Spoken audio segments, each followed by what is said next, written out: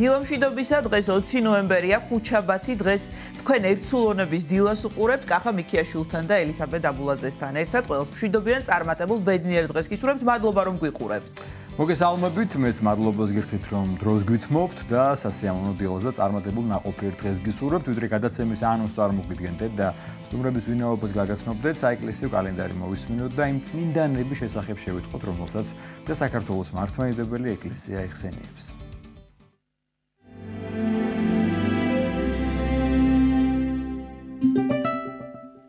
20 ნოემბერს წმინდა მართლმადიდებელი სამოციქულო ეკლესია მოიხსენიებს 33 მელიტინელ მოწამეს, ღირს ლაზარე გალისიელს, სასწაულთმოქმედს, წმინდა მოწამე თეოდოტეს, წმინდა მოწამეებს მელასიპეს, კასინის, მათ ძეს ანტონს და მათთან 40 ჭაბუკს, წმინდა მოწამეებს ავქტის, ტავრიონს და თესალონიკიას. დღევანდელი დღის მფარველი წმინდანების ლოცვით და მეოხებით, უფალმა დაიცვას და დაიფაროს სრულიად საქართველო. ამინ.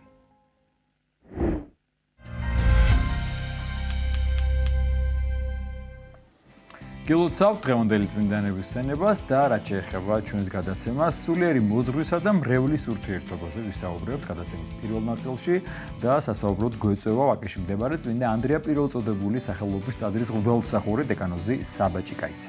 ასევე ჩვენი გადაცემის სტუმარი დღეს იქნება მომღერალი საბა ადამაშვილი. მას საზოგადოება უკვე კარგად იცნობს სხვადასხვა სატელევიზიო გადაცემებში შესრულებული სიმღერებით და დღეს 6 წლის საბა გადაცემის პირველ ნაწილში შემოგვიერთდება და შეგვისრულებს სიმღერასაც.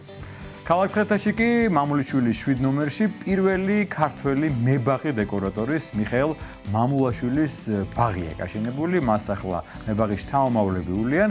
ეზოში ასევე მოწყობილია სახლ-მუზეუმიც, სადაც არაერთი საინტერესო ისტორიული ექსპონატი შემონახულია. თუ როგორ გამოიყურება ულამაზესი ბაღი, შემოდგომის სეზონზე და რა არის წარმოდგენილი სამუზეუმო სივრცეში, ნინო გელოშვილი სტუმრობდა ამ არაჩვეულებრივ სივრცეს და მოგვიყვება სიუჟეტიდან.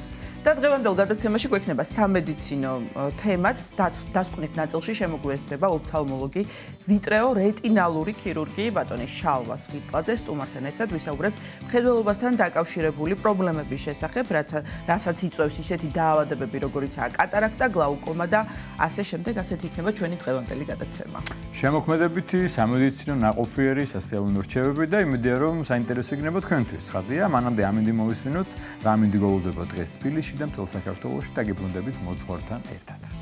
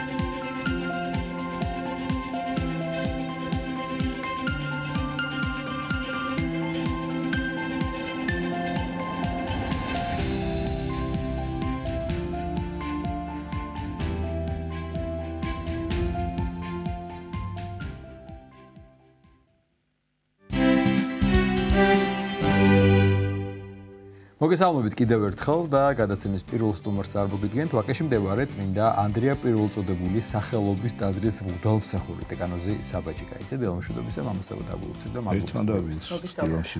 თემა რომელზეც დღეს თქვენთან ერთად გვინდა ვისაუბროთ, ცხადია არაერთხელ ყოფილა ჩვენს გადაცემაში და ალბათ ბევრჯერაც იქნება, იმიტომ რომ ერთ-ერთი მნიშვნელოვანი თემა სულიერ ცხოვრებაში, ეკლესიურ ცხოვრებაში და ეს არის მოძღვრისა და სულიერი შვილის ურთიერთობა. ცხადია ასევე არაერთხელ დაგვისვამ საკითხი და მათ შორის გუშინ ვსაუბრობდი ჩვენ რომ შეუძლებელია ქრისტიანის წინსვლა, განვითარება და ცხოვრებაზე ფიქრი ეკლესიის გარეშე და სწორედ ამ გზაზე მნიშვნელოვანია მოძღვარი, სულიერი მოძღვარი. საერთოდ დავიწყოთ იმით როგორ უნდა შეირჩეს მოძღვარი, აი როგორ შეიძლება ახლა გვისმეს ადამიანი ფიქრობს, ახლა მარხვა დაიწყება და მარხვაში განსაკუთრებით აქტიურობენ, კარგია. როგორ შეარჩიოს მოძღვარი ადამიანი და შემდგომ უკვე ეს ეტაპები, ასპექტები გავიაროთ თუ რა არის მნიშვნელოვანი სულიერ ცხოვრებაში მოძღვართან ურთიერთობაში. უაღრესად მნიშვნელოვანი თემა, მე როდესაც მოვახულმე ახალი ადამიანი ეკლესიაში თქვა. ეკლესიური ცხოვრების სურვილი ვეუბნები ხოლმე ესე პირობითად რა თქმა უნდა სამ ნაწილად ჩამოუთვლი ხოლმე ეკლესიური ცხოვრების კომპონენტებს და ეს არის პირველი რასაც ვეუბნები სულიერი მოძღვრის შერჩევა და მასთან გულსველი და ხშირი ურთიერთობა. მეორე ვეუბნები ჩართულობა ლიტურგიკულ ცხოვრებაში თავისი ყველა ასპექტით, თავისი აღსარებით, ზიარებით, წიროულწებზე სიარულით და ასე შემდეგ და მესამე რასაც ვეუბნები ხოლმე ეს არის პირადი სულიერი ღვაწლი, ლოცვა და მარხვა. და ყოველთვის ხაზს უსვამ რომ ამ სამში პირველი მაინც არის სულიერი მოძღვრის არჩევა, იმიტომ რომ სულიერი მოძღვრის გარეშე რო აკეთო ის დანარჩენი ორი წყალში ჩაგეყრება ეს ყველაფერი, იმიტომ რომ არ აკავს გზამკვლევი, არ აკავს ადამიანი, ვისაც შენ სულს მიანდობ, ვისაც შენ დაემორჩილებ. სულიერ მოძღვარს უდიდესი მნიშვნელობა აქვს ადამიანის ცხოვრებაში. სულიერი მოძღვარი არის ადამიანი, ჩვენ ხო ყავს ადამიანები, ვისაც ვირჩევთ, ადამიანები, ვისაც ვერ ვირჩევთ, ხო? მაგალითად მშობლები. მაგალითად მშობლები, დედმამიშვილები, ხო, ნათესავები, ჩვენ მათ ვერ ვირჩევთ, წინაპრები, რა თქმა უნდა. სამაგიეროდ ვირჩევთ მეგობრებს, ვირჩევთ მეუღლეს და მათ შორის ვირჩევთ ისეთ უნიშნულოვანეს ადამიანს ჩვენ ცხოვრებაში, როგორიც არის სულიერი მოძღვარი. იონა კროპირი გვეუბნება ჩვენ რომ რჩევას გვაძლევს, ნუ აჩქარდებიო სულიერი მოძღვრის არჩევაში. ეს ალბათ ძალიან მნიშვნელოვანი რჩევაა, იმიტომ რომ ის ვისაც შენ სულიერ მოძღვარს დაარქმევ, ხდება მართლაც ყველაზე მნიშვნელოვანი ადამიანი შენ ცხოვრებაში. ადამიანი, რომელსაც ყველაზე მეტ ნდობას უცხადებ. ადამიანი, რომელსაც ეუბნები, რომ შენ ჩემს თავზე მეტად გენდობი. და მოდება დავფიქრდეთ, ახლა ბევრია ჩვენ ცხოვრებაში ისეთი ადამიანი, ვისაც ჩვენზე მეტად ვენდობით, საკუთარ თავზე მეტად, არა ხო? მე ესე რამოდენიმეჯერ ხუმრობით მithქვამს კიდევაც ქადაგებაში მრევლისთვისა, რომ მოძღვარს შეხვდები, უნდა შეეკითხო, როგორა ვარო, როგორ ახარ კი არა. ან მოძღვარმა უკეთესად იცის. ხო, იმიტომ რომ უნდა იცოდეს შენ და გჯეროდეს, რომ იმან უკეთ იცის შენი სულიერი მდგომარეობა, ვიდრე შენ თვითონ. ნუ ესე უნდა იყოს კარგ შემთხვევაში. კარგ შემთხვევაში, სწორ შემთხვევაში ასე უნდა იყოს. იმიტომ რომ მოძღვართან ჩვენ ვიხსნებით ბოლომდე. ეხლა ნახეთ როგორ არის ღმერთს მოწყობილი ჩვენ ერთმანეთს ფიქრი არ ვიცით, ხო? ერთმანეთის საქმეს ვხედავთ, ერთმანეთის სიტყვა გვესმის, მაგრამ ერთმანეთის ფიქრი არ გვესმის, ხო? ეს განგებ გააკეთა ღმერთმა, იმიტომ რომ ადამიანის გონებაში სამწუხარო ძალიან ბევრი ცოდვა და სიბინძური ტრიალებს და ეს ყველაფერი სულ არ არის საჭირო რომ გარეთ ჩანდეს, ხო? ადამიანის გარეთ გამოაქვს მხოლოდ და მხოლოდ ის, ანუ სიტყვა დაქცევს მხოლოდ და მხოლოდ იმას, რასაც ჩათვლის საზოგადოებისთვის მისაღებად, ხო? და გამოსატანად. დანარჩენი 1000 სიბინძური ტრიალებს ჩვენს გონებაში დღის განმავლობაში. 1000-იც ალბათ ძალიან ცოტა ახლა მისათქმელად, ხო? უამრავი ფიქრი ირევა ადამიანის გონებაში. ნახეთ, ჩვენ ერთმანეთთან ურთიერთობაში რაღაცა გარკვეული ეტიკეტები გვაქვს, ხო? რაღაცა ნორმები გვაქვს, რაღაცებს ვიცავთ, რომ ვიცით ქცევის წესები, ვიცით ურთიერთობები, ვიცით რა ვთქვათ, როგორ ვისაუბროთ. როგორია ჩვენთვის კომფორტული ადამიანი? კომფორტული ადამიანი არის ის, ვინც არის ჩვენთან ურთიერთობაში გულწრფელი, ხო? და ამ გულწრფელობასთან ერთად თუ კეთილგანწყობაც იგრძნობა, რა თქმა უნდა, ეს კიდევ უკეთესი. ნახეთ, ჩვენ ყველას ვენდობით, ჩვენ გარკვეულწილად, რა თქმა უნდა, ამ გულწრფელობასაც გამოვხატავთ მაგრამ არის რაღაცა, რასაც ჩვენ არ ვამბობთ. ეს არ არის, თქვათ, ტყუილი, ჩვენ კი არ ვატყუებთ ერთმანეთს.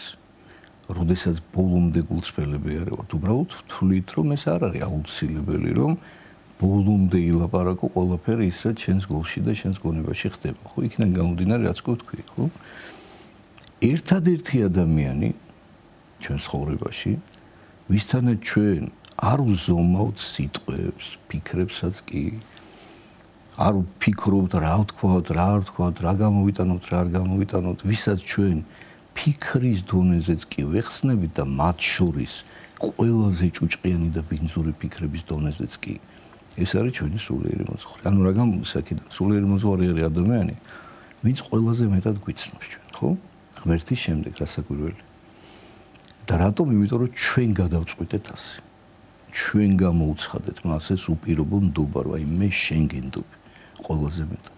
შენ გთვლი და იმ ადამიანად, ვისაც შეუძლია რომ ხელი ჩამჭიდოს და ის გზა გამატაროს, რომელსაც თვითონ გადის და უკვე გავლილიც აქვს რაღაც გარკვეულ წილად. და მიმიძღვეს ქრისტესკენ, ანუ შენ ხარ ჩემი გზამკვლევი ქრისტეს სასუფეველში. შენ უნდა გამოცნო მე ქრისტე, შენ უნდა შემაყვარო ქრისტე, შენ უნდა მატარო ამ გზაზე. შენ უნდა მომცე შენიშვნა, შენ უნდა მომცე საყვედური, თუ კი მე აქ რაღაცას წავიბურძგებ. და შენ ის ადამიანი ხარ, ვისგანაც მე ამ საყვედურს მივიღებ. სასჯელსაც მე ვიღებ, თუ კი ამის ღირსი ვიქნებ. ისევე შენთვის.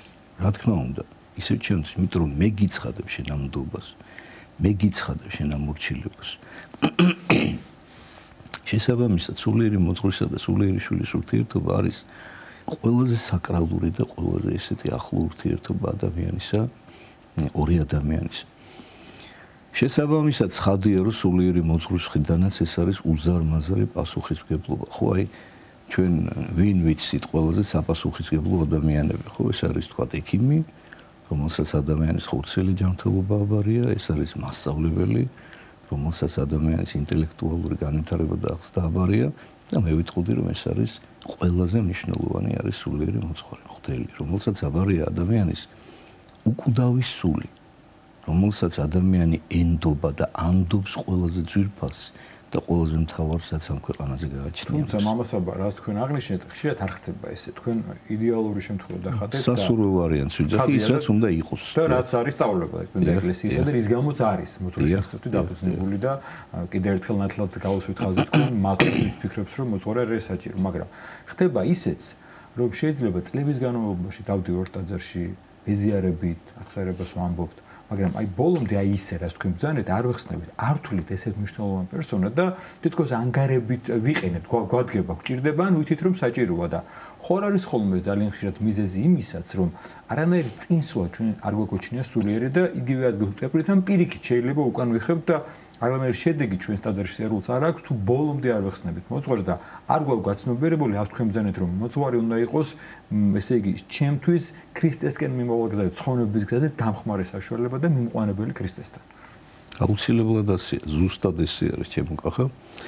რაც თქვი, ხომ არ კი არა, ზუსტად ასეა, იმიტომ რომ არ გაიზრდები ადამიანი და წინ ვერ წახვალ, თუ კი არა ხარ ბოლომდე გახსნილი მოძღვარი. ის იგივე ექიმს არ უთხრა ბოლომდე რა გაწუხებს და გიმკურნალობს ისე ექიმი. დიახ. გაწუხებს ფეხი და უთხრა რომ გაწუხებს ყური მაგალითად. და ფეხი არ უთხრა. შეშეაპარვა მოთხოვნა. გიმკურნალებს ყურზე და ფეხი დაგჭება ავადმყოფი და ზუსტად ასე არის, რა.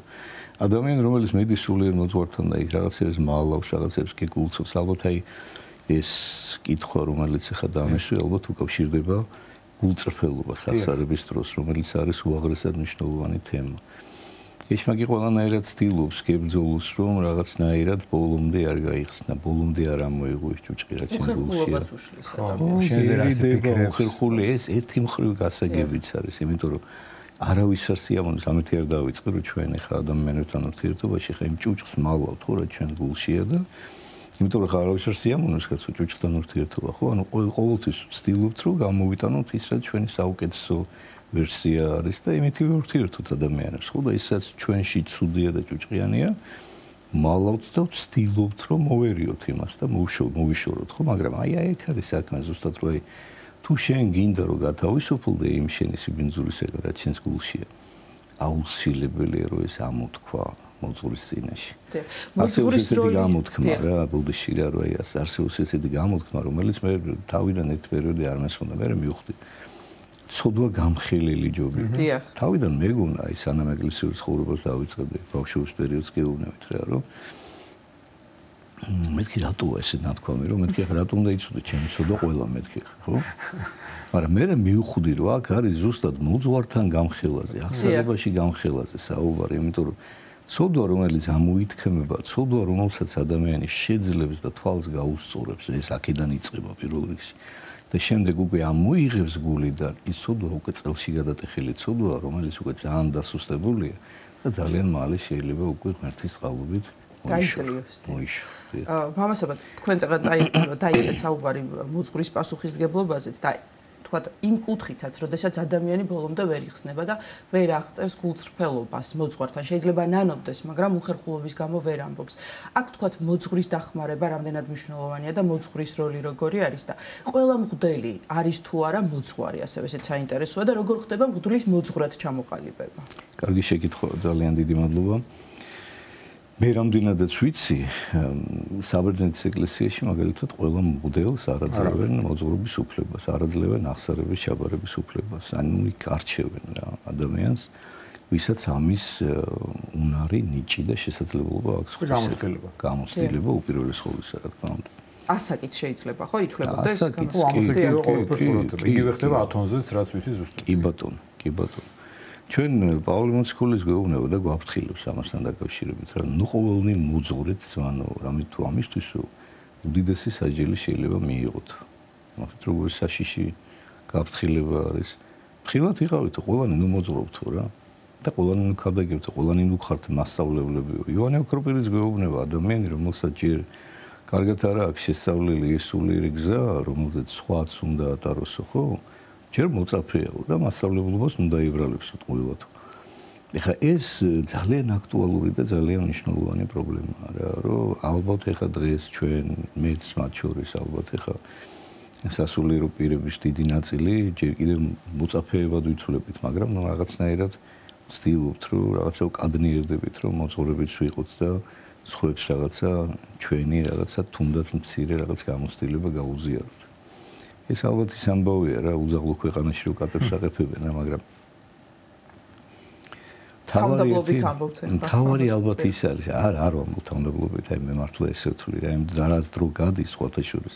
უფრო და უფრო ხვდები მე ამას, რომ ეხა ეს თავიდან საწყის ეტაპზე მეგონა ჩემობლობისა, რომ რაღაცა ვიცოდი და რაღაცა შემეძლო, თორე რაც დრო გადის, ვერთ ისე ალაგებს და ისე აწყობს შენ ცხოვრებას რა, რომ ნელ-ნელა ხვდები, ეხა ღმერთს ხომ უნდა რომ შენ გაიზარდო სულიერად, ხო? ხვდები რომ ჯერ ამდენი გიკლია აი თავს რომ ვადარე მართლა იმ მოძღვრებს, ვისაც მართლა მოძღვრები ერქვათ, ხო? ახლა ვინ ახარ, სად ახარ, ჩარჩენილი, ხო?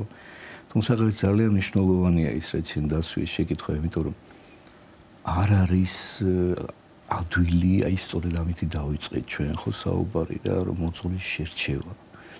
იოანე ოქროპირი გვეუბნება და გვაფრთხილებს, რომ დააკვირდი მოძღვარს. იარეო ეკლესიაშიო, მოისმინე მისი ქადაგებები. მერე დააკვირდი მისი ცხოვრების წესს. ჩვენ ამის უფლება გვაქვს, ეს არ არის კადნიერება და თავხედობა. დააკვირდი მისი ცხოვრების წესს, დააკვირდი როგორია ის ოჯახშიო და ოჯახთან ურთიერთობაშიო, დააკვირდი როგორია ეკლესიაშიო, როგორ ცხოვრობსო. რამდენად შეესაბამება მისი ცხოვრების წესი იმას, რასაც ქადაგებს და ლაპარაკობს. და აი, როდესაც კარგად მოისმენ და კარგად დაუკვირდები ამ ყველაფერს, მე იმასაც დააკვირდიო, რამდენად შენს ენაზე ლაპარაკობსო და შენთვის გასაგებად საუბრობსო. იმიტომ რომ მისი სიტყვაო შენს გულში უნდა შევიდესო და შენს გონებაში ბოლომდე. აი, როცა დარწმუნდები, რომ ნამდვილად ის ადამიანია, ვისაც შეგიძლია ამდო შენი ყველაზე ძვირფასი საუნჯეო შენი სული. აი, მე უკვე კეთილინები ღუზა ჩაუშვი და დაემორჩილე მასო. ნახეთ, დაემორჩილო. ეს ძალიან მნიშვნელოვანია მოძღვართან მორჩილება და მოძღვართან გულწრფელობა. სხვა შორის აი ძალიან ბევრი ადამიანი და მათ შორის სასულიერო პირი დაუღუპია მოძღვრობას. სასულიერო პირი. სასულიერო. ისე ბარებადგან ესახსენეთ, ისე თქვათ, თქო შეიძლება არის ის, რომ მოძღვრებით აბარებენ ახსარებენ და პატრიარქსაც ცხადია, ნებდა აღნიშნავს იმას, რომ ჩვენ თუ მოძღვრს ვაბარებთ, ის წმინდანია და უცოდველია. არა, მაგას ვამბობ ზუსტად, რომ აუცილებელია, რომ მიუხედავად იმისა, რომ შენ სულიერი მოძღვარი ხარ, ეს არ ნიშნავს იმას, რომ შენ უკვე არავინ არ გჭირდება, ხო, აუცილებლად გჭირდება. შენ ისევ ადამიანი ხარ, ისევ შენი სისუსტეები გაქვს და აუცილებლად უნდა გყავდეს შენი სულიერი მოძღვარი. მე ესე ვიტყოდი რა, რომ მოძღვრისთვის 1000 მაგად კიდევ უფრო აქტუალური და მნიშვნელოვანია ეგ, რომ ყავდეს თავის სულიერი მოძღვარი, ვისაც ანდობს თავის სულს და ვისგანაც ის აუცილებლად მიიღებს შენიშვნებს და დარიგებს და დაემორჩილება და გაითვალისწინებს ამას, იმიტომ რომ წინააღმდეგ შემთხვევაში როგორც ნებისმიერ ქრისტიანს ებრძვის ბოროტი ძალა, სულიერ მოძღვარს და მღვდელს 100-ჯერ და 1000-ჯერ უფრო მეტად ებრძვის, იმიტომ რომ როგორც ნათქვამია წმინდა წერილში უფალი რო ბრძანებსო დავსცემ წყემსიო და განიბრინეს მისი ცხოვარნეო, ხო, ანუ თუ ბოროტი ძალა ეშმაკი მოერევა მოძღვარს, ამით ის ძალიან დიდ დარტყმას აყენებს ერთდროულად ძალიან ბევრ ადამიანს, ვინც ამ მოძღვარს ენდობა და მათ დეზორიენტირებას და დაგსაქსვას და დაშლას ახდენს და ამიტომ განსაკუთრებული სამიზნეა ეშმაკისთვის ყოველთვის სულიერი მოძღვარი და იმისთვის რომ არ გახდეს მისი მსხვერპლი, ეშმაკის მსხვერპლი სულიერი მოძღვარი, ყველაზე საუკეთესო გზა არის რომ თვითონ ყავდეს თავისი მოძღვარი, რომელსაც ის აუცილებლად ემორჩილება. მამასაბა, არის კიდევ ესეთი გამონაკლისი შემთხვევები, თქვენ ბრძანეთ, რომ ძალიან ახლობელი ადამიანი იყოს და უნდა ვეხსნებოდეთ, უნდა იცოდეს ყველაფერი, მაგრამ ხანდახან ხდება გაკერპებაც, აი ამ სიტყვას ვიხმარდე და გეტყვით რას, რომ აი დაუშვათ ჩემი მოძღვარია და სხვასთან აღარ წავალ, სხვას არ ჩავაბარებ, ან ყოფილა შემთხვევა, რომ ეს მოძღვარი სხვა ტაძარში გადასულა, ან გარდაცვლა და მე აღარ დავდივარ ეკლესიაში, იმიტომ რომ მოძღვარი აღარ ყავს. აი ესეც და მოძღვრის პრეროგატივად რამდენად რომ აუხსნას, რომ ყველა არის ქრისტეს პრეოლი და ქრისტესთან მიყვანაში ეხმარება მოძღვარი და არა კონკრეტულ მოძღვართან, იმიტომ რომ არაერთხელ მომისმენია, რომ ჩემი მოძღვარი გადაიყვანეს, ან ჩემი მოძღვარი გარდაიცვალა და მე აღარ დავდივარ ტაძარში და ეს ვფიქრობ, რომ ძიმე შემთხვევაა და მათ შორის თუ გარდაიცვალა, მას ძალიან ცუც უკეთებთ ამით და კარგს არაფერს არ უკეთებთ. აბსოლუტურად მართალია, აბსოლუტურად მართალია. ყოველი მოძღვარი უნდა აფრთხილებდეს დასაწყისშივე ურთიერთობის თავის სულიერ შვილს, რომ ის არის მხოლოდ შუამავალი. მე მაგალითად ყოველთვის ვცდილობ ხოლმე ამას და ვეუბნები ხოლმე ჩემს პოტენციურ სულიერ შვილებს, როდესაც მოვდიოდი. რომლებიც ყავთ უამრავი და დილიდან საღამომდე ვაკეში, ესე იგი ხან ქუჩაში და ხან ტაძარში გაქვთ რიგები. ხო და ყოველთვის ახალგაზრდები. კი. უმეტესწილად. ყველა ასაკიანი არის, ხო და ყოველთვის ვაფრთხილებ ხოლმე რა, რომ მე ნუ მომეჯაჭვები. მე ნუ მომეჯაჭვები, იმიტომ რომ ძალიან სახიფათო შეიძლება აღმოჩნდეს, რომ მიეჯაჭვი ქრისტეს. შენ თუ მე ქრისტე დაგიჩრდილე, მაშინ მე ცუდი მოძღვარი ყოფილვარ. მე მაშინ ვიქნები შენთვის კარგი მოძღვარი, თუ მე შენთვის გამჭვირვალე ვიქნები და თუ შენ ჩემთან ურთიერთობით ქრისტეს სიყვარულს ისწავლე. ეხლა ბუნებრივია, რომ ეხლა მოძღვრის სიყვარულს ადამიანს ვერ დაუშლი, ხო, ორი ადამიანის ურთიერთობაა და ამ ურთიერთობაში სიყვარული თავისთავად არსებობს, რა თქმა უნდა, მაგრამ სხვას გადასულია აი ის კი ბატონო, ის რაც შენ თქვი კახა, ეს არის უაღრესად მნიშვნელოვანი პრობლემა, მე ესე ვიტყოდი დღეს ეკლესიაში და ალბათ ყველა ეპოქაში, რომ აი მოძღვრის იდეალიზირება და გაკერპება და თქვათ იმის იქით, რომ ვეღარ იყურები და როგონია რომ სხვა მღვდელს მადლია რა აქვს და სხვასთან მისვლა არ შეიძლება, ეს არაფერთ არ შეიძლება. ჩემო მოძღვარონა მაზიაროს მაინც და მაინც. არა, არ შეიძლება. ფაბორდებში გეგონება სხვაზე არ არის. ხო, ეხა ეს ეხა მეგობრობა თუ შეიძლება მოძღვარს, რა თქმა უნდა, ალბათ შეიძლება, მაგრამ მაგაც დისტანციაა, ხო, საჭირო. ხო, რომ მაინც სხვარი აუცილებელი. რაც არ უნდა მეგობარი იყოს შენი სულიერ მოძღვარი და რაც არ უნდა ახლოს იყო მასთან და განსაკუთრებულად, ხო? შენ არასოდეს არ უნდა დაგიკარგოს ის ზღვარი, რომ ის არის შენი სულიერ მოძღვარი და არის ასე გასულის, ხო? და მამასაბა ბერძანეთ გამახსენდა მაგასთან დაკავშირებით რა, რომ ეს დიალოგი იყო ესე რა ორ ადამიანს შორის რა, რომ ეს ახალგაზრდა ეუბნებოდა ასაკოვანს რა, რომ როგორ მოგმართოთო რა, რომ შენობითო თუ თქვენობითო და ესეთი კაი პასუხი გასცა იმან რა, რომ იცი რა ქენიო? შენობით მომართვე, მაგრამ თქვენობით მეურთიერთო. აი ესეთი ურთიერთობა უნდა იყოს სულიერ მოძღვარსა და სულიერ შვილს. უფრო შენობით მიმართავთ. მაგიტომ, თქვენობით ხო ურთიერთობები, მოგზაურები და მოგზაურები. ხო და ამაზეა ლაპარაკი ზუსტად რა. ეგრე ქართველი კაცი მეფესაც შენობით მიმართავდა, მაგრამ ვერასოდეს ვერ გაბედავდა რომ თქვა რაღაცა შეურაცხყოფა პირიქით უდიდესი მოგზაურობა ჰქონდა და პატივისცემა ეს უნდა იყოს მოძღვართან. შეიძლება შენ იყო გაშინაურებული ბოლომდე, მაგრამ ყოველთვის უნდა გახსოვდეს, რომ ის არის ქრისტეს სახე შენ ცხოვრებაში რა და ესეთი პატივისცემა უნდა გქონდეს და კრძალვა. მამასაბა, ერთი საკითხი კიდევ აი შეიძლება არ იყოს ეს არც მოძღვრის პრობლემა, არც კონკრეტული ადამიანის, მაგრამ ხო ხდება ჩვეულებრივ ცხოვრებაშიც რაღაცა ურთიერთობა ვერ შედგება ხოლმე. ორივე კარგი ადამიანი იყოს და ეს პრობლემა ხშირად არის, რომ ადამიანი ვერ იხსნება მოძღვართან და შეცვალოს აუცილებლად. ამის გამო წვალობს და გონია რომ არ შეიძლება შეცვლა, ვერცეუნება, ასევე საუბარი რო უთხრა არ ეწყინოს სხვაგან რო წავალ და კიდევ ერთხელ ვთქვათ რომ შეიძლება თუ არა და ცხადია შეიძლება დაახსნათ რომ გამოიცვალოს მოძღვარი და საჭირო თუ არა რომ ესეც თუ რაღაც ბარიერი აქვს რომ უთხრას რომ მე თქვენთან ვეღარ ვიქნები და წავიდე და შეიძლება სხვა რომელთანაც უფრო გაიხსნება და სულიერად განვითარდება გადავიდეს მასთან. აქტუალური და მტკინეული საკითხია ნამდვილად კახა. აი მე სხვა შორის ასეთ შემთხვევებიც მინახავს და უფრო ხშირია ხოლმე როგორი ვარიანტები. იცით რა მაგალითად ოჯახი დადის ერთ მოძღვარს. დედა, მამა, პატარა შვილები, ხო? ეს ბავშვები ნელ-ნელა იზრდებიან. სანამ პატარები არიან, ჩვეულებრივად მიდიან, ეტყვიან დედა გაუბრაზე, მამა გაუბრაზე, ის აზიარებს რაღაც, ხო? რაღაც ბავშვური აღსარებები. შემდეგ ხშირად მინახავს მე ესეთ შემთხვევები, როდესაც იზრდებიან ეს ბავშვები, უკვე ყალიბდებიან, მათ ეცვლებათ უკვე თავიანთი მსოფლმხედველი რაღაცა აზროვნება ყველაფერი. და ორი ვარიანტი, ან ისე ვაგრძელებენ იმ ბავშვურ აღსარებებს, უკვე 15, 16, 17 წლის ადამიანები. და ისე დედა გაუბრაზე, მამა გაუბრაზე შეუბნებიან ხოლმე და რაღაცა ის დამეზარა და შემთხვევით რაღაცა არასამარხო შევჭამე, ანუ აი ესე შემოიფარგლება ხოლმე. არა და იმათ გონებაში უკვე მთელი რევოლუციები ხდება და მთელი ამბები ხდება, კიდე. პიროვნება უკვე.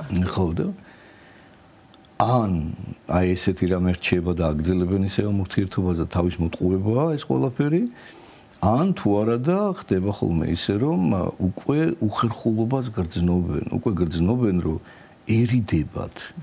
ანუ გრძნობენ რა იცით რომ ეს მისი არჩეული მოძღვარი არ არის შეგნებულ და გააზრებულ ასაკში. ეს არის მოძღვარი რომელიც დედამ ან მამამ აურჩია თავის დროზე როცა პატარა იყო.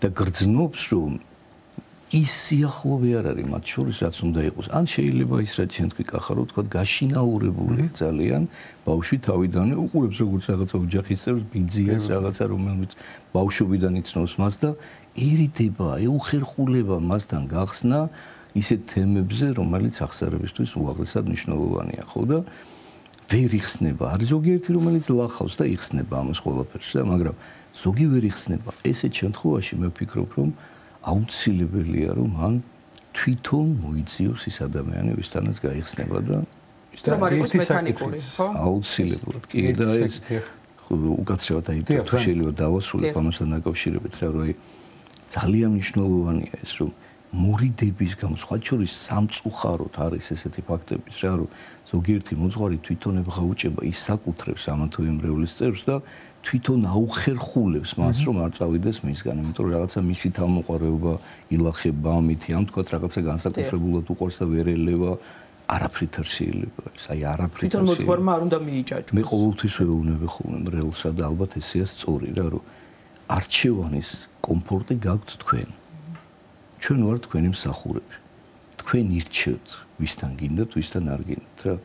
რაღაც მომენტში თუ შეატყეროთ ჩემთან სულიერად ვეღარ იხსნები, ვეღარ იზრდები, ვეღარ იღებ იმ საზრდოს, რომელიც შენ აუცილებლად გჭირდება, ხო? ან რაღაცა საერთო ენა აღარ გვაქვს ერთმანეთთან, აუცილებლად წადი, აუცილებლად გამოცვალე, უყურე მითხარი. ჩამაყენე საქმის ყურში, რომ მე არ ვიდარდო, რომ შენ ეკლესიის გარეთ დარჩი რა, მითხარი, რომ აი აქ მივდივარ და ჩაო, დაგლოცო, გაგიშვებ. და ესა და აუცილებლად. საკითხი რითიც გვინდა რომ ამოვწეროთ დღევანდელი თემა, შეიძლება რომ თვალთ იყოს საჭირო პასუხი, მაგრამ იქნებ მოკლედ რეზუმე გავაკეთოთ. აი ესე დავარქმევდი, როცა კურთხევას გამოვძალავთ ხოლმე მოძღვარს, იმიტომ რომ რა თქმა უნდა მოძღვარმა მოიცავთ ჩვენი სულიერი ცხოვრება, გვასწავლიან წმინდა მამები, მათ შორის თანამედროვე მამები, რომ მოძღვარს თუ ჩვენ ისე აღვიქომთ, როგორც უნდა იყოს, მოძღვრის პასუხი ეს არის ღვთის კურთხევა, ღვთის დელოცვა და ჩვენ გამოვძალავთ, რაღაცა მინდა სიტყვას გეკითხებით, მაგრამ მე რაც მაწყობს, გეკითხებით, რომ ის პასუხი მივიღო. ან თუ არ მოწყობს, არ გავაკეთო. აი, რამდენად სწორია და თქვენ მორჩილება რო აღნიშნეთ წეგან მოპირობო მორჩილება იონე ოქროპირი მოიყვანეთ მორჩილება და მონობა შორის ზღვარი გამიჯნო და ამ შემთხვევაში რა ხდება რომ მე თქვენ კითხეთ მომეთით მაგრამ თუ არ მოწყობს არ გავაკეთებ და თუ მოწყობს მარტო იმას გავაკეთებ კითხებას კიდევ რაზე ვიყებთ ხა ყველაფერზეც არ შეიძლება რომ მოძღვარი შეაწუხო ალბათ ხო რაღაც თქვა დილით რა მიიქვა და საღამოს რომ ალბათ მართლა ცალკე გადაცემის თემა მაგრამ ვეცდები რომ მოკლედ გითხრათ ეხლა დავიწყოთ და ვერ გამიქცეს დავიწყოთ და დავაპაუზოთ ხო ნახე როგორი რაღაცა კურთხევის გამოძალვა რა თქმა უნდა ძალიან ცუდი რაღაცაა, იმიტომ რომ ეს როდესაც ადამიანი აი ისე იქცევა როგორც ამბობდი ახლა ხო, ეს პირდაპირ ნიშნავს იმაზე რომ არ აქვს მას სწორი ურთიერთობა თავის სულიერ მოძღვართან და თავის მოძღვარი თვითონ არის. და მოძღვარი ჭირდება უბრალოდ იმისთვის, რომ დაუდასტუროს, რომ ის რასაც თვითონ ფიქრობს მართალია. და თუ იმას არ დაუდასტურებს და შეეწინააღმდეგება, მაშინ არ უნდა და შეიძლება დაუპირისპირდეს კიდევაც. ეს არ არის სულიერ მოძღვართან ურთიერთობა. ამას გაუსვის სწორი თავიდანვე მე ხაზი, იმიტომ რომ აუცილებელია მორჩილება სულიერი მოძღვრისას. ხვანაირად უბრალოდ ადამიანი სულიერად წინ ვერ წავა, ვერ გაიზრდება. უნდა იყოს გულწრფელი ეს ურთიერთობა, უნდა იყოს ნამდვილი ეს ურთიერთობა, უნდა ენდობოდე შენ სულიერ მოძღვარს. შენ სულიერ მოძღვარს არ ენდობი, შენ თუ იმას ეჭიდავები, შენ თუ მისი არ გჯერა.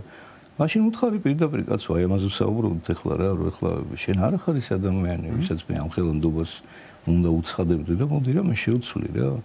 და წავალ, სხვაგან წავალ კაცო. კი, შეიძლება რაღაცა გული ეთკინოს მოძღვარს, შეიძლება მტკინეული იყოს, მაგრამ აუცილებელი იყოს ეს, იმიტომ რომ სხვანაირად უბრალოდ თავის მოტყუება გამოგივა შენს და მოვატყუებ სულიერ მოძღვარსაც, ხო? იმიტომ რომ სხვანაირად უბრალოდ წინ ვერ წახო ვერანაირად. მაგრამ ღმერთს ვერ მოვატყუებთ, უფალს ვერ მოვატყუებთ. მეც ვერ მოვატყუებთ, რა თქმა უნდა. ძალიან დიდი მადლობა. დეკანოზი საბაჭი კაიძე საუბრებოდა და ლოცვიტურვა ახლა. ერთად მოვისმინოთ ჩვენთვის ლოცვა და დავბრუნდებით პირდაპირ ეთერში. დიდება მაღალთაში ნომერცა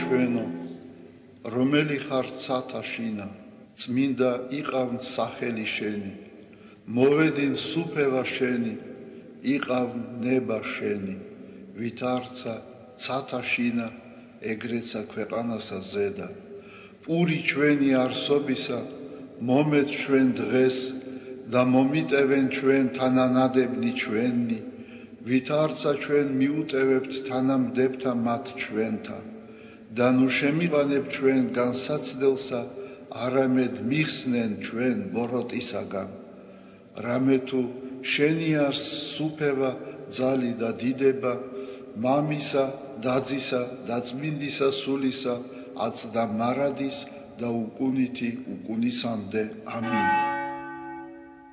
მიწყალე მე ღმერთო დიდითა წყალობითა შენითა და მრავლითა მოწყალებითა შენითა ახოცე უჯულოებაი ჩემი უფროს განბანე მე უჯულოებისა ჩემისაგან და ცოდვათა ჩემთაგან გამწმინდე მე რამე თუ უჯულოებაი ჩემი მე უწყი და ცოდვაი ჩემი წინაშე ჩემსა არს მარადის შენ მხოლოსა შეგწოდე და ბოროტი შენ წინაშე ვყავ რათა განმართლე სიტყვათაგან შენთა და ზლოს ჯასა შენსა რამე თუ ესე რა უჯულოებათა შინა მიუდგა და ცოდვათა შინა მშამე დედამან ჩემო რამე თუ ესე რა ჭეშმარიტება შეიყვარე უჩინონი და დაფარონი სიბნისა შენისანი გამომიცხადენ მე მას ხორო მე უსუბითა და განწმინდე მე განბანო მე და უფროს თოვლისაგან სპედაკნე მას მინო მე გალობაი და სიხარული და იხარებდნენ ძვალნი დამდაბლებულნი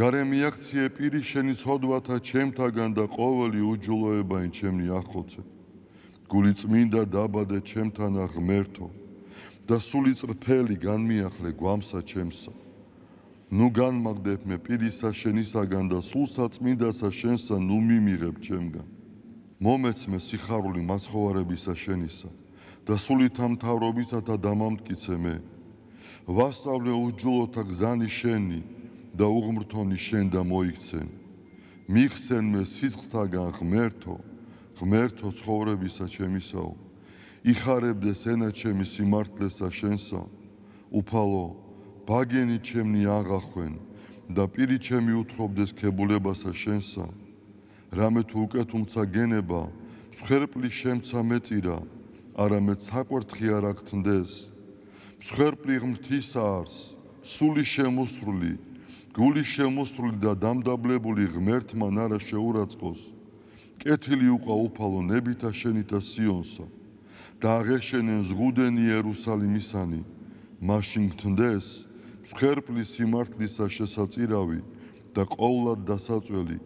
მაშინ შესწირნენ საკურთხეველსა შენსა ზედა ზვარაკნი. დიდება მამასა და ძესა და წმინდასა სულსა აწდა მარადის და უკუნითი უკუნისამდე ამინ. ალილუია, ალილუია, ალილუია.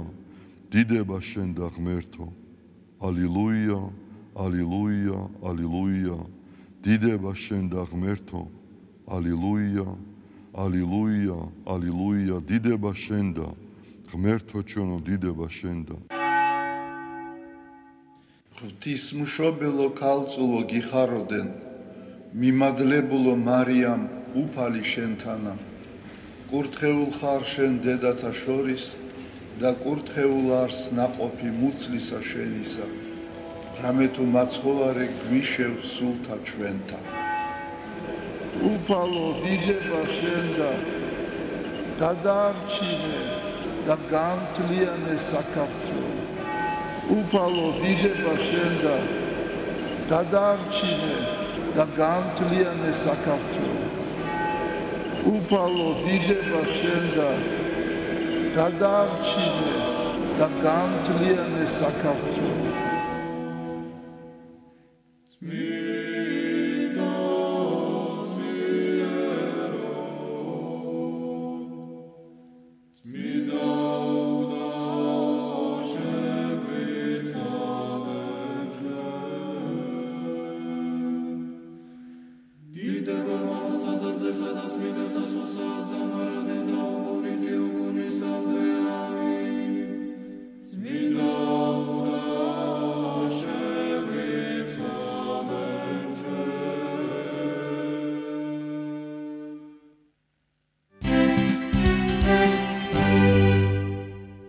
მოგესალმებით ყველას კიდევ ერთხელ, არაფერი უხდება დილას, ისე როგორც სიხარული, მხიარულება, მუსიკა და ბავშვები კი განსაკუთრებით ალამაზები და ერთი ძალიან ნიჭიერი ჩვენი სტუმარი, ახალგაზრდა, პატარა, მაგრამ ძალიან ცნობილი უკვე, მომღერალი გვინდა წარმოგიდგინოთ.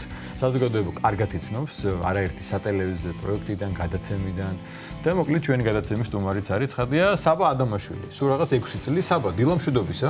დილამშვიდობისა. მოგესალმებით, როგორ ახარ? შენ ისეთი გამოცდილი ხარ ტელევიზიებში სიარულით, რომ შეგიძლია როგორ წამყვანი ძირკი მოგვისალმო. როგორ ახარ? კარგად. როგორ განწყობაზე ხარ? კარგად. გაატყობა? მოგეწონა ჩვენთან. კი. ჩვენთან არ ხარ ნაკობ მოიარე ტელევიზიები და ჩვენთანაც მოხვედი. მადლობა რომ დაგვითმობ. ბავშვებს ეზარებათ გაღვიძება, მაგრამ შენ გეტყობა რომ ყოჩაღი ხარ დილიდან და ესე შეეჩვიან ტელევიზიებს რომ არაფერი გეტყობა რომ შეიძლება გაღვიძება გეზარებოდეს.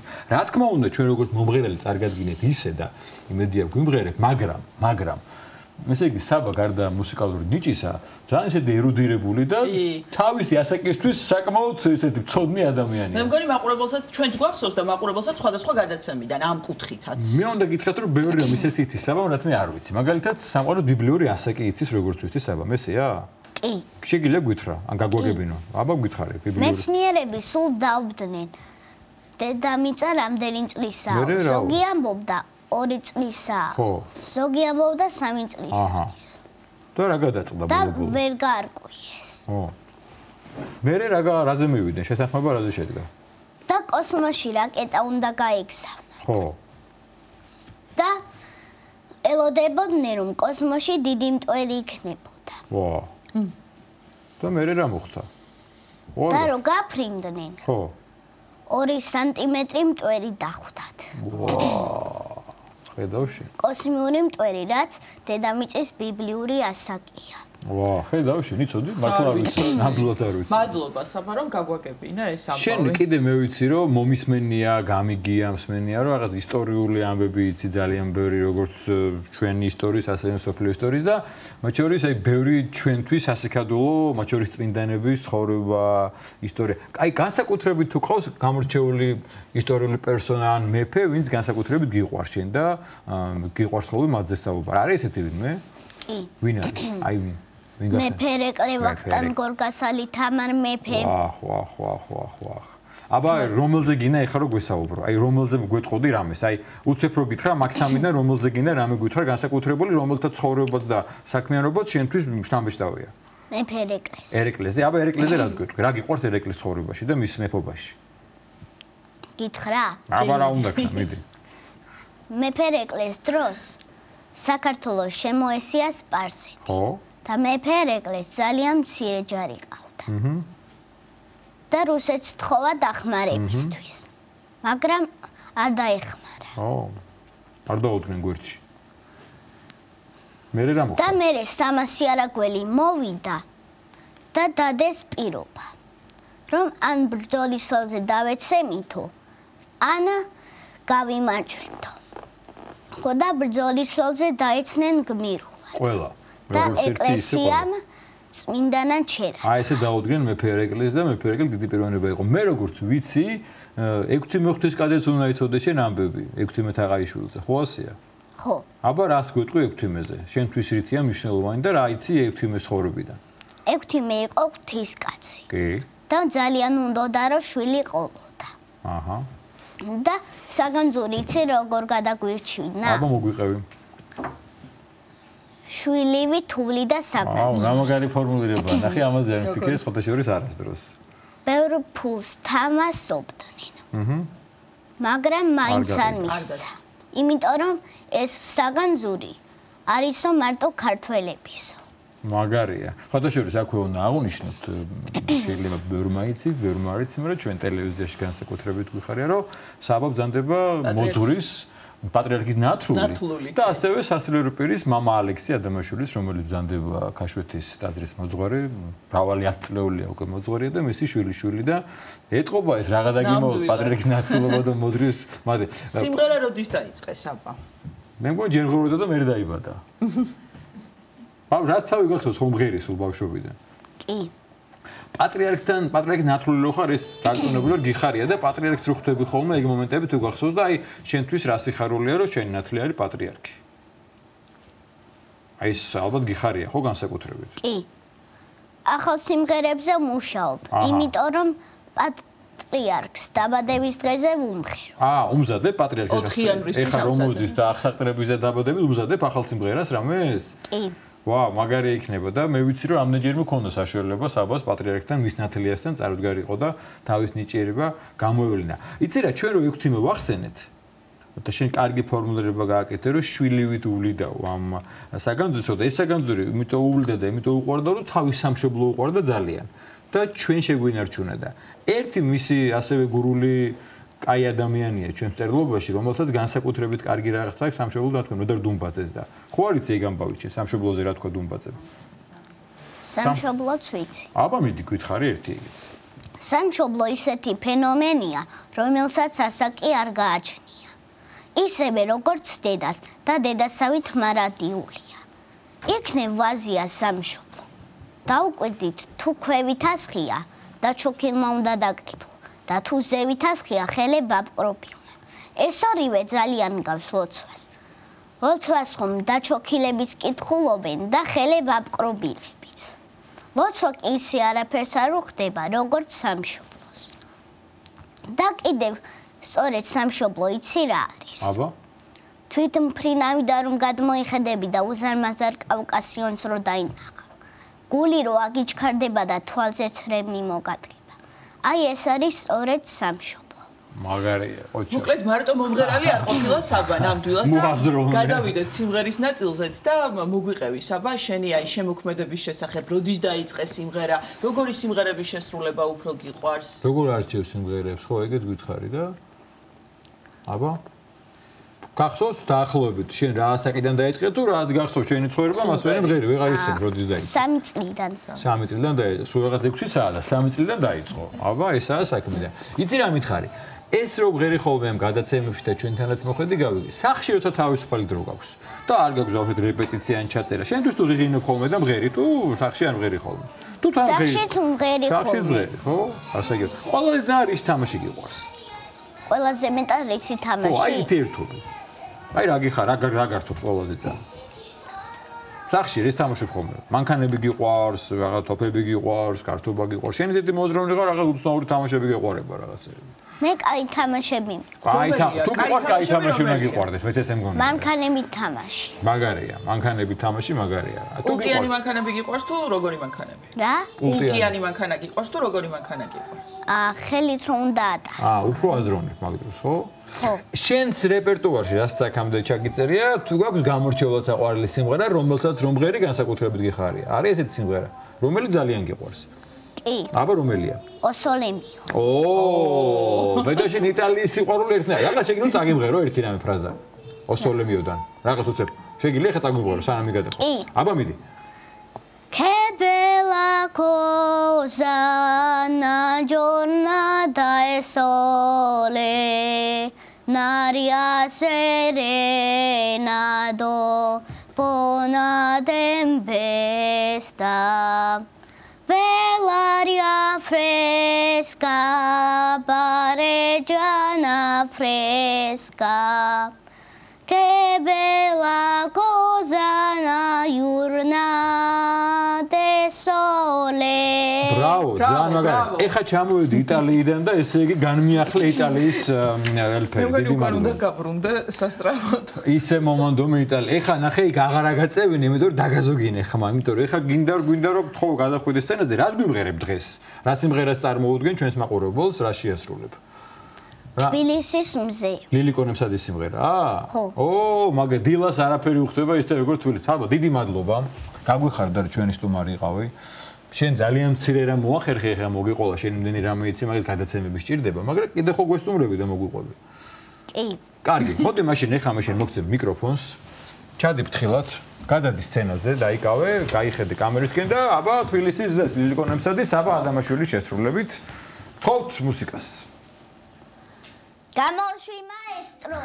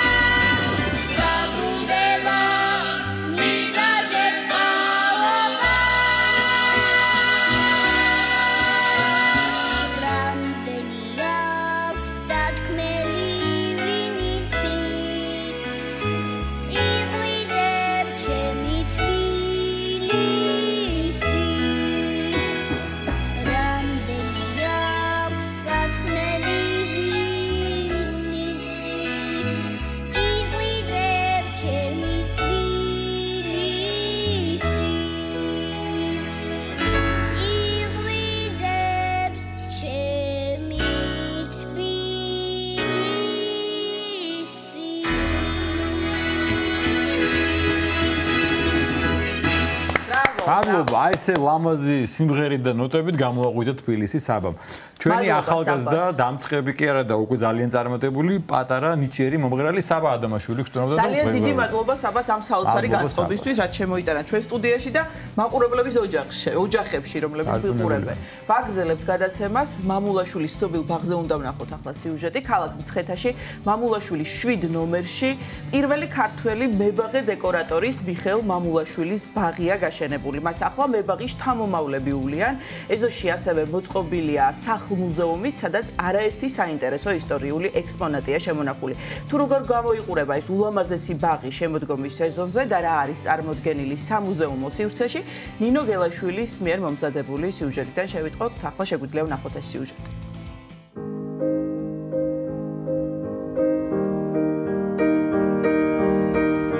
მოგესალმებით, ჩვენ ახლა ქალაქ მცხეთაში მამულაშვილის 7 ნომერში ვიმყოფებით. ალბათ ეს გვარი უკვე ძალიან ბევრს ეუბნება ჩვენს მაყურებელს და არ ცდებით. ჩვენ ახლა სწორედ საქართველოს ხელოვნების დამსახურებული მოღვაწის, ცნობილი მებაღის მიხეილ მამულაშვილის სახლ-მუზეუმში ვიმყოფებით. შეიძლება ეს ჩვენმა მაყურებელმა არ იცის, რომ ცნობილმა კინორეჟისორმა ოთარ იოსელიანმა მიხეილ მამულაშვილს ფილმის საპოვნელად კი მიუძღვნა. წამომყევით, ახლა შევიდეთ. რა თქმა უნდა, ყველა სეზონზე ძალიან ლამაზია ეს ბაღი, მაგრამ დამეთანხმებით ალბათ შემოდგომას განსაკუთრებულად ლამაზი არის და ხედავთ ალბათ როგორი ფერები აქვს აქ მცენარეებს.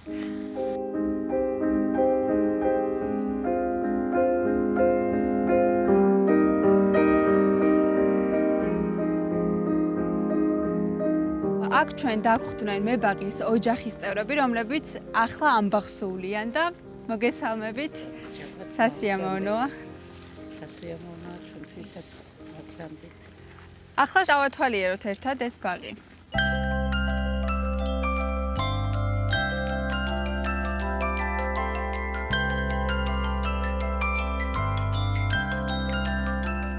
ეს არის საფლავი დიდი მიხეილ მამულაშვილის. აქ უძველესი გინკობილობა, რომელიც ახლა ნელ-ნელა შემოდგომით ფერსიცვლის გაყვითლდება და პირველივე ყინვაზე მთელი არემარე ყვითელი ფოთოლით არის მოფელი და ულამაზესია.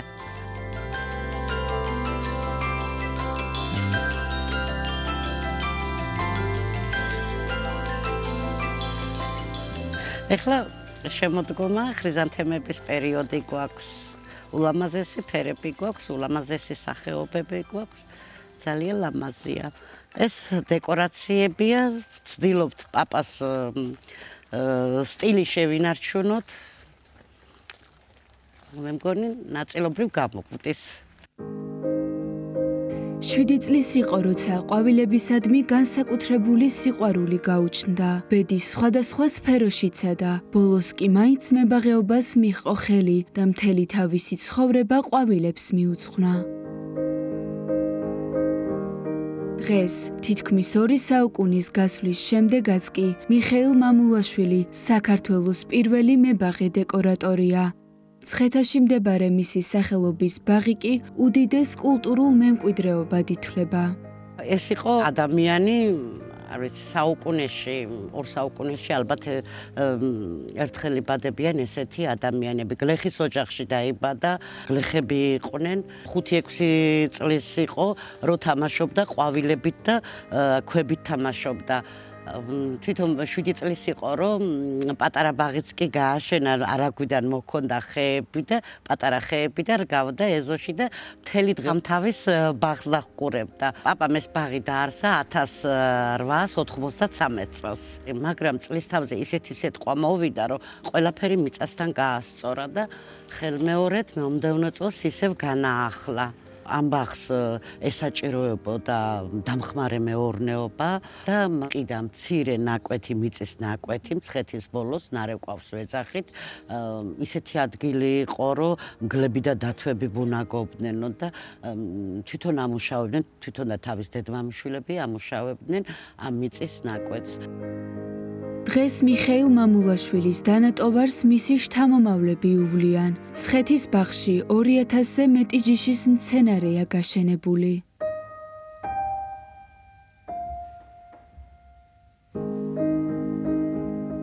ყვავილები და ქვის კომპოზიციები ერთმანეთს იმდენად ჰარმონიულად ერწყმის, ვერც კი იფიქრებთ, რომ ადამიანის ხელითაა შექმნილი. მიხეილის გარდაცვალების შემდეგ ეს ბაღი არ იყო დაკეტილი, მისი ქალიშვილი უვლიდა, შემდეგ უკვე 90-იანების მერე დაიკეტა, გაიყინა სადგურში არსებული ყველა მცენარე და შემდეგ უკვე, როგორც ხედავთ, ბოლომდე არ არის დასრულებული სადგურების აღდგენა.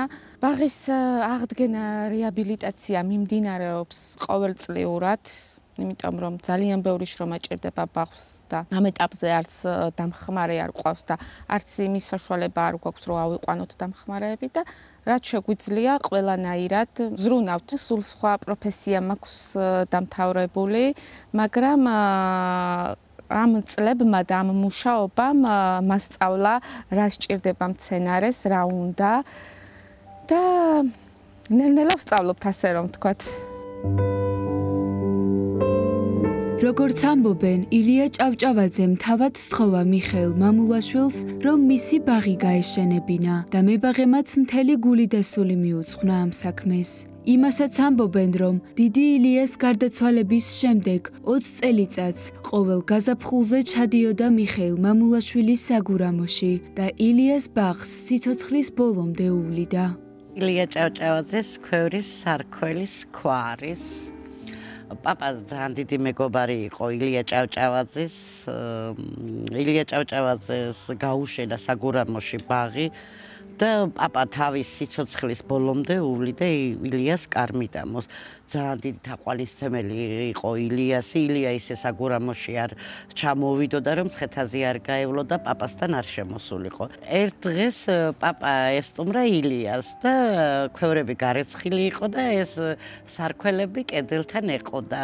პაპას ზოგადად დიდი სიყვარული ჰქონდა ქვების და ამ სარქველებს შეხედა და ფანჯრიდან ამ დროს უყურებდა ილია. რაო, მიხაო, მოგეწონა ჩემი ქვევრი და სარქველებიო, ქვევრზე მეტადო სარქველები მომეწონაო. მაშინ შენთვის მიჩუქებიაო. ჩავე ისე გამეხარდაო, პაპა თავის ჩანაწერებში წერს, ისე გამეხარდაო, ჩავეხუტეო. იქ და საგურამოდან მცხეთაში როგორ ჩამოვედიო, არ მახსოვსო. განა მაშინაც ესეთი ვიყავი, ჯელი ვიყავიო. 1907 წელს ილია მოკლეს.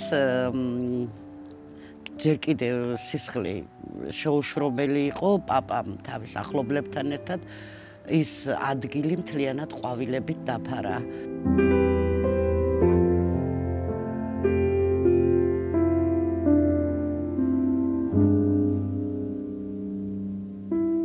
მიხეილ მამულაშვილმა თავისი სიცოცხლის უდიდესი ნაწილი არა მხოლოდ ყვავილებზე ზრუნვას, არამედ მებაღეობის ხელოვნების გავრცელებასაც მიუძღვნა. ამის დამადასტურებელი არაერთი ექსპონატია წარმოდგენილი მებაღის სახლ-მუზეუმში, რომელიც ყვავილების ბაღშია გაშენებული. 1907 წელს თბილისში გახსნა მაღაზია სოლეიდორი. სოლეიდორი ფრანგული სიტყვა და ნიშნავს ოქროს მზეს. ეს მდებარეობდა ერევნის მოედანზე, ეხლანდელი თავისუფლების მოედანზე, პუშკინის სკვერის გვერდით, თამაშევის ქარვასლა იყო და ერთ-ერთი ფართი იქირავა და გახსნა მაღაზია სოლეიდორი. ამ მაღაზიის ხშირი სტუმარი იყო, გვერდით იყო რედაქცია, სადაც აკაკი წერეთელი მიდიოდა ყოველ დღე. აკაკი წერეთელი ყოველ დღე ისე არ მივიდოდა რედაქციაში პაპასთან, რომ არ გაევლო. ეს სწორედ ჯოხს რო ხედავთ, ეს არის აკაკი წერეთლის ჯოხი, რომელიც ვითომ შემთხვევით დარჩა მაღაზიაში. ეს ჩუბინაშვილი, თავის მეუღლით ნინო ღვინიაშვილით, კეცხოველი, მაყაშვილი, მესხი, ეს არის ნონეშვილი, მაშინდელი მწერლები, მსახიობები, მხატვრები, ყველასთან ძალიან დიდი ურთიერთობა და თბილი ურთიერთობა ჰქონდა. ამ სახლში კიდე იყო ხელოვანი მისი ქალიშვილი პელაგია მამულაშვილი. აქ რასაც უყურებთ, ყველაფერი ძველია, პაპას დროინდელი ნივთებია, მინერალები არის. 6 წლის ბავშვი თამაშობდა მცენარეებით და ქვებით, ეს არის ძალიან მცირე ნაწილი მინერალებისა. მიხეილ მამულაშვილის ბაღი და სახლ-მუზეუმი მცხეთაში, სვეტიცხოვლის ტაძრის მიმდებარე ტერიტორიაზე მდებარეობს და დამთვალიერებლისთვის ყოველთვის ღიაა.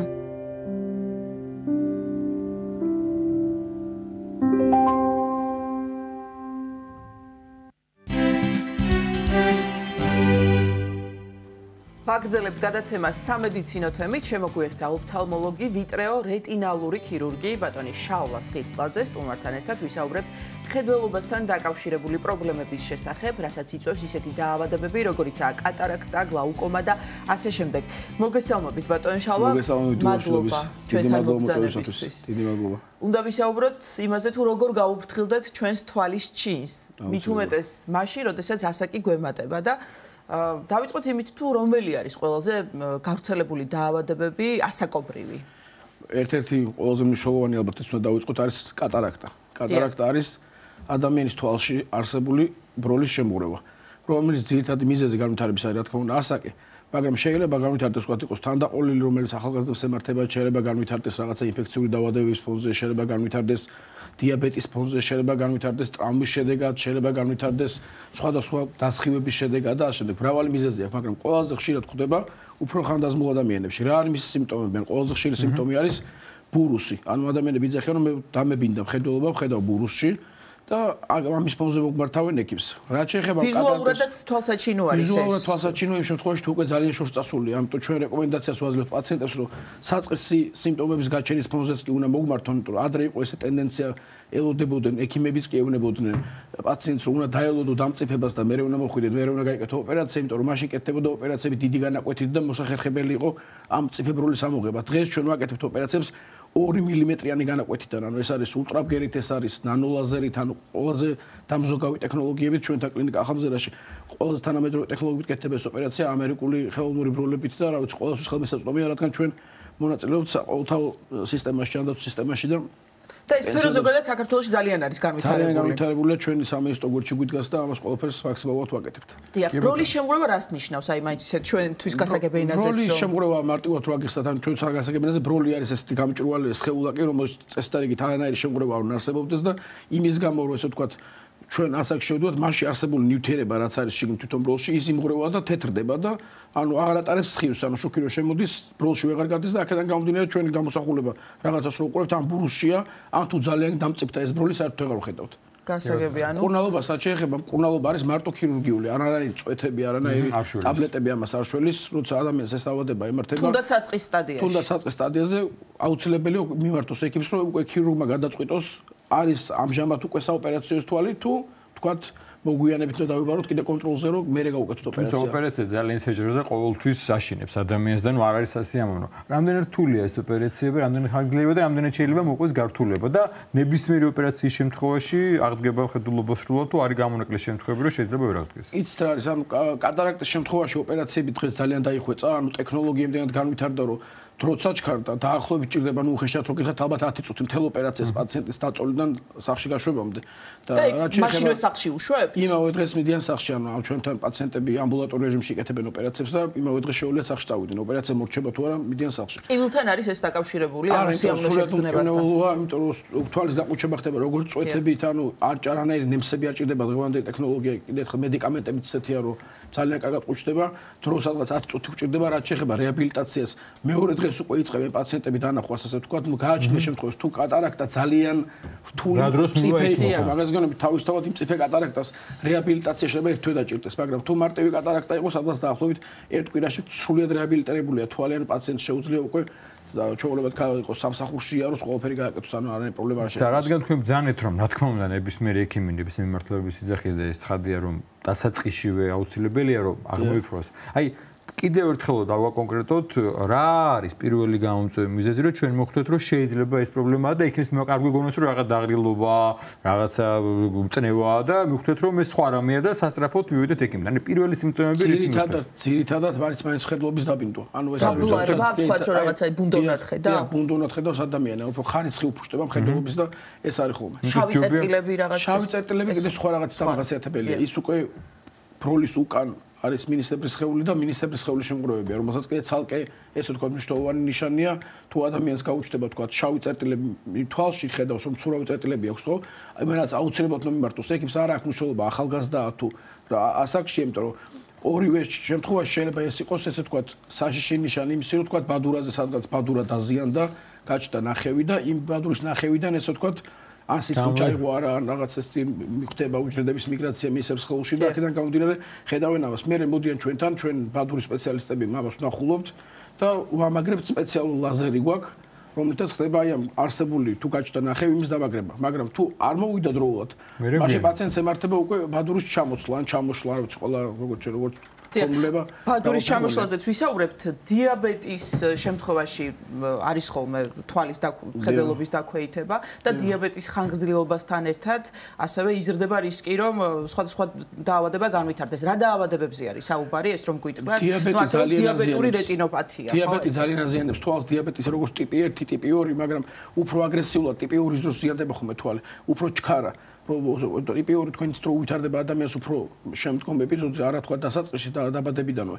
და ანუ უფრო აგრესიულად მიწყობთ თვალის დაზიანება და თვალის დაზიანებას რაც შეეხება, ჩვენ ყველაზე საშიში დაზიანება არის ხოლმე, რაც უფრო რთულია საკურნალოდ არის, როცა უკვე სისხლი იქცევა თვალში.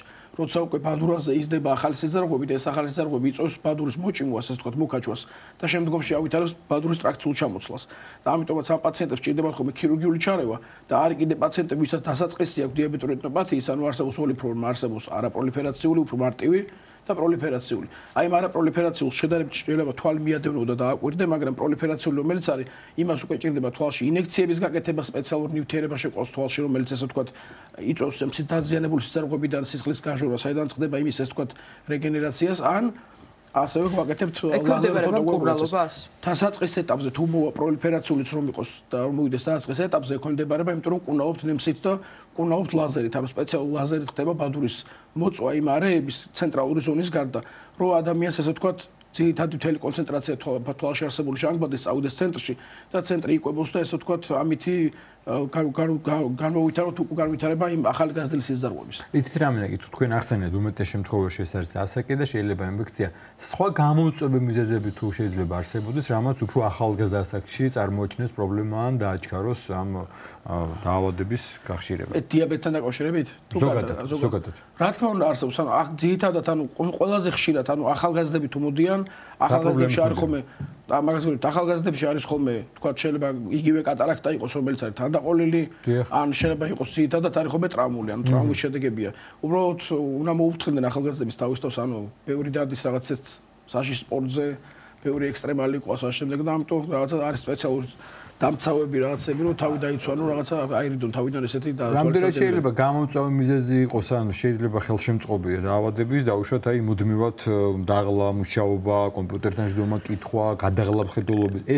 ეს უფრო არის გამომწვევი შრალი თვალის, ესე ვთქვათ, გამომწვევიც და ესე ვთქვათ, გამომძაფრებელი, ხო, ხელშემწყობი, იმიტომ რომ ჩვენ რო თითქოს გაჯეტებთან მუშაობთ, ჩვენი თვალი ძალიან იღლება და დაქვეითებას არ იწვევს მხედველობის. მხედველობის დაქვეითებას იწვევს იმის ფონზე, რომ ჩვენი ცრემლის ხარისხი ფუჭდება. და ხედავთ უფრო ბურუს შავად ყველას ქონე რაღაც ბურუსი გადაეკრება თვალზე თელს გაისმევს და კარგად ხედავს ხო? მაშინ შეგვიძლია ჩავიწვეთოთ ხო? შესაბამისად არსებობს წვეთები, მაგრამ ამასაც ცოდნა ჭირდება რომელი წვეთ ჩავიწვეთოთ. ანუ წვეთს ყველას თავის ფორმულება აქვს და აქამდე რომ მივიდეთ, მაგალითად ჩვენთან კლინიკაში არსებობს თვალის ზედაპირის ცალკე დეპარტამენტი, ცალკე აპარატური, სადაც ხდება განსაზღვრა ცრემლის ოსმოლარობის, როგორია ესე ვთქვათ, ცრემლის დაშლის დრო, მთელი აპარატურა, რომელიც გვეუბნება, როგორია ადამიანის მეიმობის ჟირკვლის ფუნქცია, სტრუქტურა და უკვე ამის შემდეგ აი ესეთი ანალიზი რო ჩატარდება ამ აპარატურაზე, ექიმი გეტყვით კონკრეტულად რა გესაჭიროებათ, თბილი კომპრესები თუ რომელი ტიპის წვეთი თუ კიდე დამატებით სპეციალური პროცედურები, რომელიც არის მაგალითად იქ AB-Max-ი და IPL და ასე შემდეგ, რომელიც არის უმაღლესი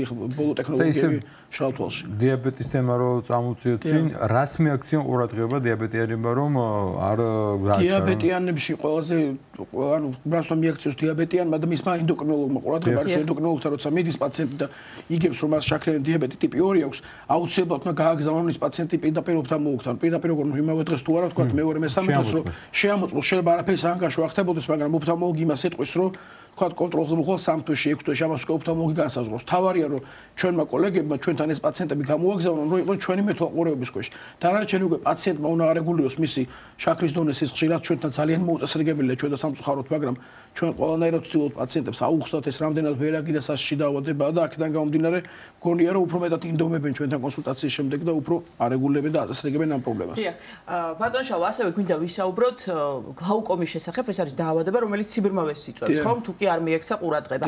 რა დაავადებაა თქვენ რომ გითხრათ და რამდენად ექვემდებარება მკურნალობას, ასევე თუ კი საწყის ეტაპზე და სტადიაზე? გლაუკომა არის ძალიან ვერაგი დაავადება, იქიდან გამომდინარე რომ ძალიან უსიმპტომოდ მიმდინარეობს, ან თვალში წნევა იმატებს და იმდენად უსიმპტომოდ მიმდინარეობს, რომ პაციენტები სანამ არ დაკარგავენ პერიფერულ მხედველობას, იქამდე ექიმთან არ მიდიან, როცა უკვე ატყობენ, რომ პერიფერული მხედველობა დაეკარგათ, მერე მიდიან ექიმთან. ეს არის თვალში არსებული მაღალი წნევის ფონზე განვითარებული მხედველობის ნერვის დაზიანება.